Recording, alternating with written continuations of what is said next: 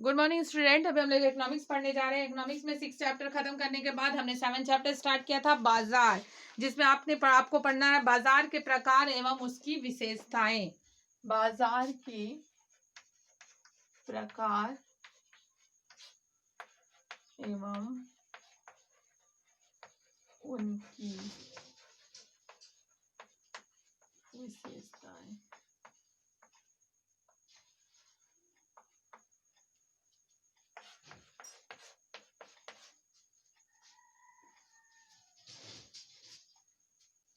बाजार के प्रकार एवं उनकी विशेषताएं, जिसमें मैंने आपको शुरुआत कर दिया था बाजार का क्या अर्थ है और बाजार की विशेषताओं को बताइए। ये दोनों क्वेश्चन को मैंने फुल तरह से आपको डिस्क्राइब करके लिखवा दिया। ठीक है। तीसरा नंबर हम लोग देखते हैं, स्थान अथवा क्षेत्र के अनुसार बाजार को बताइए। स्थान अथवा क्षेत्र के अनुसार बाजार को बताइए। क्वेश्चन नंबर 3 करके इसको लिख सकते हैं आप। स्थान अथवा क्षेत्र के अनुसार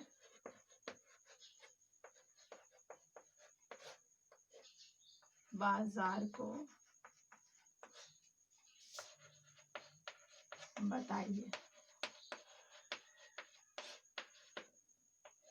ठीक है।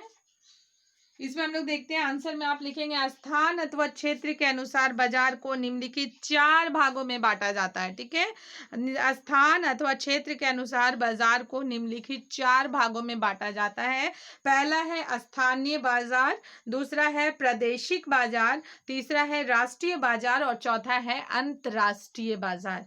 पहला हो जाएगा स्थानीय बाजार, दूसरा प्रादेशिक बाजार, तीसरा राष्ट्रीय बाजार और चौथा अंतरराष्ट्रीय बाजार। ठीक है। अब हम लोग एक एक करके सबको मैं क्वेश्चन में डिस्क्राइब करते जाऊंगी, और अगर आपको मान लीजिए ऐसा क्वेश्चन आ जाता है कि स्थान अथवा क्षेत्र के अनुसार बाजार की व्याख्या कीजिए या बाजारों को बताइए, तो फिर हम, और क्वेश्चन अगर ज्यादा मार्क्स का रहता है तो फिर हमें इसी जगह पे चारों का नाम लिखने के बाद इसको डिस्क्राइब करना पड़ेगा। ठीक है। इसके बारे में थोड़ा थोड़ा बताना पड़ेगा। क्वेश्चन के नंबरिंग के हिसाब से हम ये डिसाइड करेंगे कि हमको क्वेश्चन में कितना लिखना है।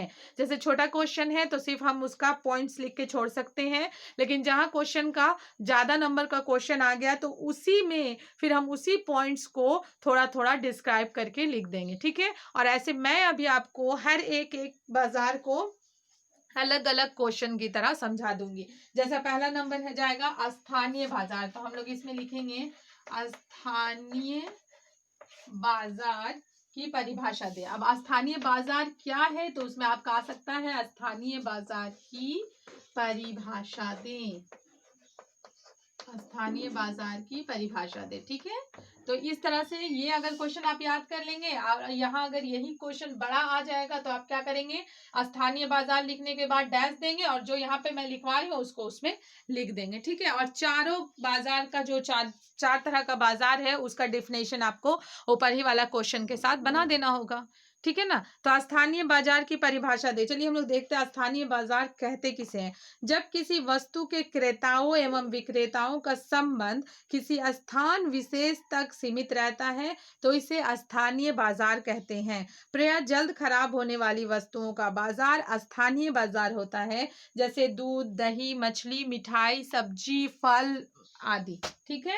स्थानीय बाजार किसे कहते हैं, जब कोई बाजार किसी वस्तु के क्रेता एवं विक्रेता का संबंध किसी स्थान विशेष से होता है। मतलब कोई जगह जहां पे फिक्स कर लिया जाता है कि यहाँ पे ये बाजार लगना है और डेली उस बाजार को लगाया जाता है, या तो फिर सप्ते में 2 बार यहाँ पे बाजार लगता है। तो क्रेता और विक्रेता दोनों ये जानते हैं कि क्रेता जानते हैं कि जब मैं वहां पे जाकर वहां पे वो सामान खरीद सकता हूँ या वहां पे वो सामान बेच सकता हूँ। ठीक है। तो वो जो स्थान डिसाइड कर लिया जाता है और वहीं पर हमेशा सप्ते में 2 बार या फिर डेली वहीं पे बाजार लगाया जाता है तो उसे स्थानीय बाजार कहते हैं। ठीक है। तो यहाँ पे ऐसी चीजों का बाजार लगाया जाता है जिन्हें ज्यादा दिनों तक रखा नहीं जा सकता, जो जल्दी खराब हो जाते हैं। जैसे सब्जी का बाजार लगता है, फल का बाजार लगता है, दूध का, मछली का, मिठाई का। ठीक है। तो इस तरह से ये सब बाजार भी अलग अलग तरह के होते हैं। जैसे आप देखेंगे जहाँ सब्जी का बाजार है तो वहाँ आपको सिर्फ बहुत सारी सब्जियां मिल जाएगी, जहाँ पे दूध मछली का बाजार है तो वहाँ आपको मछलियां मिल जाएंगी, है ना। तो इस तरह से हर चीज का अलग अलग जगह डिसाइड किया जाता है। चलिए अब इसमें हम लोग देख लेते हैं जो बहुत ही इंपॉर्टेंट क्वेश्चन है, पूर्ण प्रतियोगिता, अपूर्ण प्रतियोगिता एवं एकाधिकार। चूंकि मैं इसे अलग अलग नहीं बताऊंगी, बल्कि एक ही साथ अंतर में ही इसे पूरा क्लियर कर देती हूँ, ठीक है। इसका डिफरेंस लिखकर ही हम लोग इन तीनों को क्लियर कर लेते हैं कि ये है क्या चीज। ये बड़े क्वेश्चन में आता है और इम्पोर्टेंट क्वेश्चन भी है, इसलिए आप इसको ध्यान देंगे। पूर्ण प्रतियोगिता, पूर्ण प्रतियोगिता, अपूर्ण प्रतियोगिता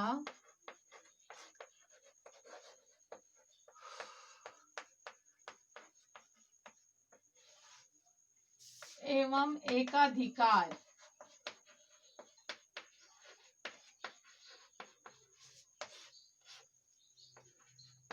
में अंतर स्पष्ट कीजिए।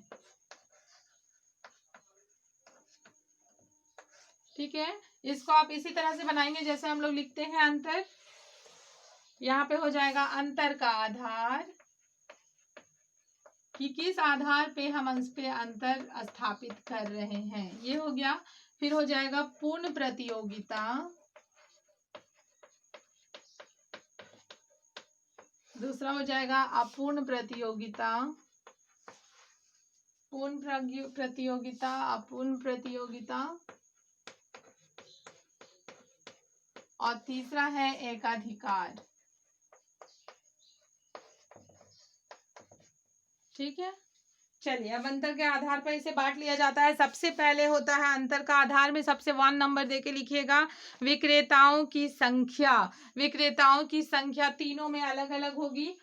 पहले आप लिखेंगे सबसे पहला नंबर विक्रेताओं की संख्या, उसके बाद आ जाते हैं पूर्ण प्रतियोगिता में। पूर्ण प्रतियोगिता में किसी वस्तु के विक्रेताओं की संख्या अत्यधिक होती है, ठीक है। पूर्ण प्रतियोगिता में पूर्ण प्रतियोगिता में किसी वस्तु के विक्रेताओं की संख्या अत्यधिक होती है। अपूर्ण प्रतियोगिता में विक्रेताओं की संख्या बहुत ना होकर सीमित होती है, और एकाधिकार में किसी वस्तु का केवल एक ही विक्रेता होता है। ठीक है, पूर्ण प्रतियोगिता में जो विक्रेताओं की संख्या वो बहुत अधिक होती है, अपूर्ण प्रतियोगिता में बहुत अधिक ना होकर सीमित होती है, परंतु एकाधिकार में सिर्फ एक ही व्यक्ति का अधिकार होता है। चलिए दूसरा देखते हैं, विक्रेताओं के बीच प्रतियोगिता। अभी विक्रेताओं के बीच कैसी प्रतियोगिता होती है, तो पूर्ण प्रतियोगिता में आते हैं। पूर्ण प्रतियोगिता में किसी वस्तु के विक्रेताओं की संख्या अधिक रहने से उनके बीच आपस में पूर्ण प्रतियोगिता होती है। ठीक है, दूसरा देखते हैं, अपूर्ण प्रतियोगिता के अंतर्गत किसी वस्तु के चंद विक्रेता होने से जिनके बीच प्रतियोगिता होती है लेकिन वो पूर्ण नहीं होती। ठीक है, और एकाधिकार के अंतर्गत कोई प्रतियोगिता नहीं होती, क्योंकि पूरे बाजार में सिर्फ एक ही विक्रेता होता है, तो उसमें प्रतियोगिता कहाँ से आएगी। ठीक है, तो विक्रेताओं के बीच जो प्रतियोगिता होती है उसको हम कंपटीशन भी बोल सकते हैं। चूंकि पूर्ण प्रतियोगिता में विक्रेताओं की संख्या बहुत अधिक होती है, इसलिए इसमें कंपटीशन भी बहुत अधिक होता है। अपूर्ण प्रतियोगिता में चूंकि विक्रेताओं की संख्या कम होती है, इसलिए इसमें कंपटीशन भी कम होता है। और एकाधिकार में चूंकि व्यक्ति की संख्या एक ही होती है, तो इसमें कंपटीशन नहीं होता है। ठीक है, तीसरा देखिए, वस्तुओं का प्रयोग। वस्तुओं का प्रयोग में आते हैं हम पूर्ण प्रतियोगिता में। पूर्ण प्रतियोगिता की स्थिति में वस्तुओं में एक रूपता पाई जाती है। वस्तुएं रंग, रूप, पूर्ण आकार आदि में समान होती है। ठीक है, अपूर्ण प्रतियोगिता में रूप, रंग, गुण, आकार आदि के आधार पर वस्तुओं में विभेद किया जाता है, और एकाधिकार में वस्तु विभेद नहीं किया जाता तथा एकाधिकार की वस्तु को कोई प्रतिस्थापक वस्तु नहीं होती। ठीक है। अब यहाँ पे देख लीजिए वस्तुओं का प्रयोग में मैं आपको समझा देती हूँ। पूर्ण प्रतियोगिता की स्थिति में चूंकि ग्राहक बहुत ज्यादा होते हैं और सामान भी बहुत होता है, इसलिए वस्तुएं रंग, रूप, आकार आदि में समान होती है, मतलब एक जैसी समान होते हैं। अपूर्ण प्रतियोगिता में रूप, रंग, गुण, आकार आदि के आधार पर वस्तुओं में विभेद किया जाता है। ये छोटा, ये बड़ा, ये अच्छा, ये खराब, ठीक है। और एकाधिकार में चूंकि एक ही व्यक्ति का अधिकार होता है उसमें और वस्तु जो होती है वो प्रतिस्थापक नहीं होती, इसलिए एकाधिकार में कोई वस्तुओं का एकाधिकार वस्तुओं का कोई भी प्रतिस्थापक वस्तु नहीं होती। चलिए आगे देखते हैं। उद्योग में प्रवेश एवं बहिर्गमन।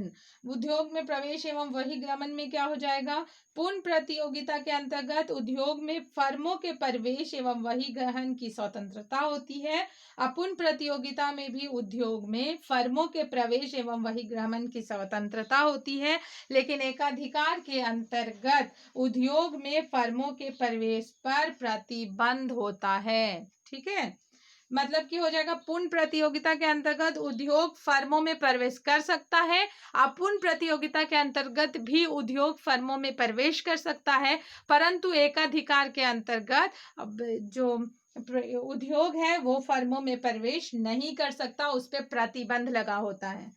मूल्य पर प्रभाव। पूर्ण प्रतियोगिता में विक्रेताओं की संख्या इतनी अधिक होती है कि कोई भी विक्रेता मूल्य को प्रभावित नहीं कर सकता। अपूर्ण प्रतियोगिता में चूंकि विक्रेताओं की संख्या कम होती है, अतः प्रत्येक विक्रेता पूर्ति को नियंत्रित कर मूल्य को प्रभावित कर सकता है और एकाधिकारी पूर्ति पर पूर्ण नियंत्रण करके मूल्य को प्रभावित कर सकता है। ठीक है, चूंकि एकाधिकार में तो एक ही व्यक्ति का अधिकार होता है, तो वो पूरी तरह से मूल्य को नियंत्रित कर सकता है, उसको मूल्य बढ़ाना हो घटाना हो वो अपने हिसाब से इस कार्य को कर सकता है। ठीक है, चलिए आज के लिए इतना ही रहने देते हैं, आगे हम लोग कल पढ़ेंगे। Thank you.